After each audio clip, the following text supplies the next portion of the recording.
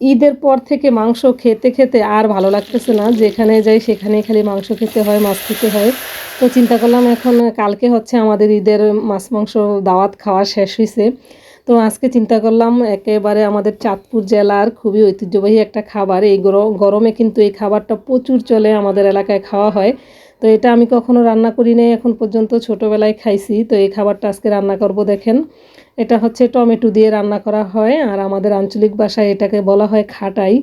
তো আজকে হচ্ছে টমেটো আর আলু দিয়ে এই খাটাইটা রান্না করব। প্রথমে আলু কুচি করে প্রথমে আলুটা সিদ্ধ করে নিছি লবণ হলুদ আর সামান্য একটু মরিচের ফাঁকি দিয়ে।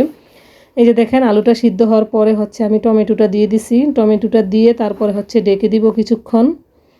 একেবারে মশলা ছাড়াই রান্নাটা করতে হয়, আর এই খাটাইটা গরমের সময় খেতে কিন্তু খুবই ভালো লাগে। যারা যারা খান নাই তারা হচ্ছে আমার এই যে রান্না দেখলে আপনারা বুঝতে পারবেন, কোনো প্রকার মশলা কিন্তু অ্যাড করি নাই, শুধু লবণ আর হলুদ দিয়ে এই যে সিদ্ধ করে ভালো করে এটা হচ্ছে টমেটোটো একটু সিদ্ধ সিদ্ধ হয়ে গেছে। এখন হচ্ছে ঢাল যে ঘুটে, এই ঢাল ঘুটনিটা দিয়ে তারপরে হচ্ছে ঘুটে নিব আর কি। ঘুটে আর কি আলুটা গলে যায়, তখন এটা হচ্ছে ঘন হয়ে যায়। খুবই অসাধারণ এই খাটাইটা খেতে। এটা হচ্ছে প্রচুর গরমে কিন্তু এই জিনিসটা হচ্ছে রান্না করা হয়, ঠান্ডা ঠান্ডা খেতে খুবই সুস্বাদু হয়। কারা কারা এইটা খান বা কোন কোন এলাকায় এই খাটাইটা রান্না করা হয় আমাকে কমেন্টে জানাবেন। আর আমি হচ্ছে এখানে কিছু আম ছিল ফ্রিজে, আম টুকরা টুকরা করে দিয়ে দিলাম। বড় সাইজের একটা রসুন থেতো করে নিচ্ছি, আর বাগারটা কিন্তু রসুন দিয়ে দিতে হবে। একটা কালো জিরা দিয়ে দিলাম।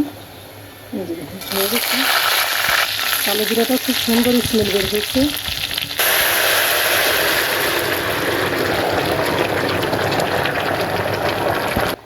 একেবারে কোনো প্রকারের মশলা ছাড়া শুধু লবণ আর হলুদ আর সামান্য পরিমাণে মরিচ দেওয়া হয়েছে। খুবই অসাধারণ হয় কিন্তু খেতে, এই ঝোল ঝোল পানি পানি এটা খেলে হচ্ছে ছোটোবেলা শুনতাম যেটা নাকি পেট ঠান্ডা করে। তো দেখে তো মনে হচ্ছে খাইতে খুবই ইয়াম্মি হবে। রান্নাবান্না কমপ্লিট হয়ে গেছে, আর এখানে হচ্ছে যে গরম এই যে এক চুলায় ভাত বসাই দিছি। তো গরম গরম ভাতের সাথে আজকে হচ্ছে এটা দিয়ে খাবো আমরা। আর রসুন দিয়ে বাগার দেওয়ার কারণে এত সুন্দর একটা স্মেল বেরোইছে।